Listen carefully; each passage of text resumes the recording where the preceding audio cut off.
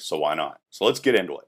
Okay, so here I am over here. We have a couple classes defined. We have animal.java, and then we have two subclasses underneath of it, dog.java and bird.java. And what we're trying to try to do here is figure out how we can give bird.java and other animals that are subclasses of animal.java the capability to fly. Now this is where the bad code part comes in, because I'm going to come in here and just think about how we could accomplish this using techniques that we've already learned. Well, one thing I could do is just come in here and go public void fly and create a method inside of animal.java and then have it do something like I am flying. Print that out on the screen. And there you go. Well, why is this bad? Well, you never want to add any methods to a superclass like animal.java if they do not pertain to any subclasses. You need to separate what is different between subclasses and their superclass. But your answer to that might be like, oh, you're being silly because inside of dog I can just simply come in here and override just like we've always done in the past and just create my own fly method and everything's going to be dandy. And you could do that, but again, we're learning rules here on how to write good code. We need to continue to abstract out what is different and put just those things that are different inside of the classes. Now, however, that would not make sense to come in there and just put it in the bird.java class, because in that situation, because we would be creating a lot of duplicate code if we expect a lot of our animals to be able to fly. So we would go in there and continuously, every time we created a new animal and it just so happened to fly, we would go in and add in the method fly over and over and over again. So we also want to avoid that issue. So let's go back over here and let's delete this because that's just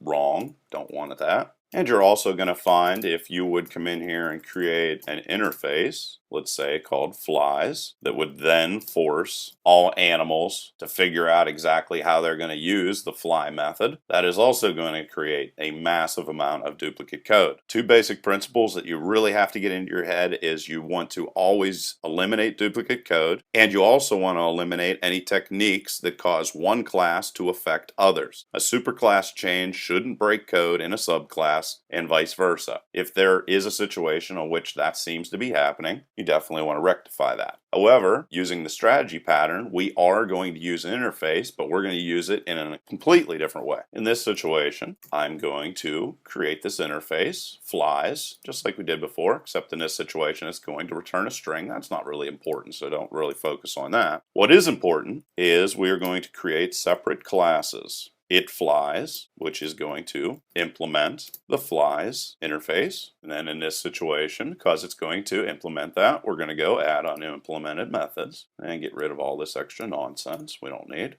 And then in this situation, we're going to go into return, and I'm going to type something like flying high. And then I'm going to create another class, so I'm just going to copy this. And it is also going to implement the flies interface, except it's going to be called can't fly. Yes, I know that's spelled incorrectly. And then here we're just going to change this to return I can't fly. And there you go. So now what we did was we created an interface, and we're then going to use this interface inside of animal as an instance variable, and then we're going to dynamically change that instance variable to be either of type class it flies or class can't fly. And why this is a great idea is the interface is implemented by many other different subclasses, and what this is going to allow us to do is create many different types of flying without affecting animal or any of the subclasses.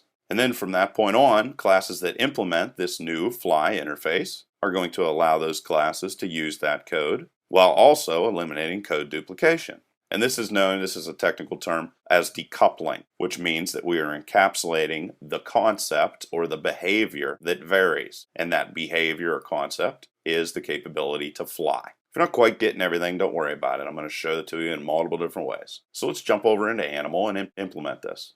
And it's going to be quite easy to implement. Remember, we're just going to create a new instance variable. I'm going to make it public. I'm going to call it flies. And it's going to be of type flies, and I'm just going to go flying type, like that. So instead of using an interface in a traditional way, we use instance variable that is a subclass of the flies interface. An animal doesn't care what flying type does, it just knows the behavior is available to all of its subclasses. And this is also known as composition. Instead of inheriting an ability through inheritance, the class is composed with objects with the right ability built in. And another great thing about composition is it allows you to change the capabilities of objects at runtime. So if you create an object, an animal object, and it starts off as a non-flying object, but then it grows a set of wings and all of a sudden can fly, dynamically you can go in and say, okay, I know this object didn't fly before, but now it does. So it gives you a never-ending supply of different capabilities. So now that we've created this guy, we're going to be able to just zoom down inside of animal.java and type in public string try to fly,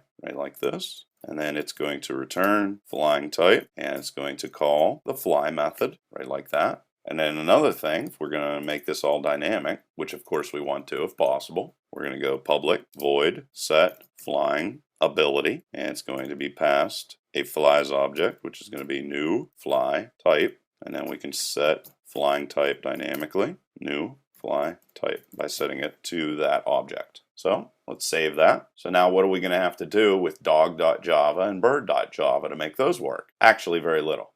We're just going to go into the constructor area whenever our dog object is built, and we're going to say flying type is equal to new, and in this situation we're going to call can't fly. This is going to set the fly interface polymorphically, and this is also of course going to set it as a non-flying animal. And by polymorphically, of course, I just mean we're going to refer to the fly's interface, but we're going to set it to use can't fly, the can't fly class underneath of interface. So that's it. That's all we need to do with dog to give it the capability to not fly. And you might say to yourself, well, the bird must be really hard to get it to fly, of course. Nope, I'm just going to go in and go flying. Type is equal to new, it flies. So we're using polymorphism, we're doing all kinds of crazy stuff, and that's it. You're done. So now let me try this tricked out program. Let's just file save that, and we're going to jump into animalplay.java. We're just going to create some things. So I'm going to create an animal called Sparky, and he's going to be a dog. And then I'm going to create another animal called Tweety, and she's going to be a bird. And then go system out, print line, and let's say we go dog, and then have Sparky figure out if he can fly or not, and see what it's printing out on the screen. And then we're going to do the same exact thing with Tweety, but we're just going to say bird here, Tweety. File save it, execute it, see what happens. And there you can say, dog, I can't fly, bird, flying high, just the way we want it. And then I'm going to come over here. Remember, animal.java, I created this method here that's going to allow me to dynamically set my flying ability. Let's say our dog here all of a sudden gets this amazing ability to fly. Flying ability. I'm just going to create a new object inside of the dog object by going in and setting the instance variable for animal.java. So all I'm doing is passing it a new one of these flying types inside of here. And to do so, just go it flies. Just create it. File save. And now after doing that, boom, file save, proceed. And there you see, now the dog flies. So that's the code for it. Now I'm going to jump over and show you a UML diagram to sort of make sure that I completely cement this in your head. Okay, so here is our UML diagram. Basically, we have our animal, and the plus here means that this is a public instance variable or a field, and its name is flying type, and it is of type flies, and flies is the interface over here. And the actual strategy involved in the strategy pattern is to define a family of algorithms. These are the algorithms: it flies or it can't fly. There they are, just those two. Encapsulate each one and make them interchangeable. So we're going to encapsulate them inside of this interface called flies, and then we're going to allow the animal over here, as well as all of its subclasses, to dynamically switch between either you being a it flies or a can't fly. What's great about the strategy pattern is it lets the algorithm vary independently from clients that use it. So it's really cool. All this different stuff is all inside of there. So let's review. You are going to use the strategy pattern when you want to define a class that will have one behavior that is similar to all of the other behaviors in a list. So we have animals that fly and animals that don't fly. The similarity is that flying is involved, whether it is they can't fly or they can fly. Or, to explain it in another way, you want a class object to be able to choose from, not flying, fly with wings, fly super fast, By adding in the strategy pattern, you're going to be able to dynamically create whole new different types of flying typed animals. So to get right down to it, you're going to use the strategy pattern when you need to use one of several behaviors dynamically. Other good reasons to use the strategy pattern: it often reduces long lists of conditionals. So if you start seeing that you're using many different types of conditionals, chances are strategy pattern is going to help you out. Of course, like we said 100 times, it avoids duplicate code. It keeps class changes from forcing other class changes. It also allows you to hide complicated or secret code from the user. And pretty much there is only one negative: you're going to have an increased number of objects and classes if you use the strategy pattern. So there is the strategy pattern. Leave any questions or comments below. Chances are, though, the code is going to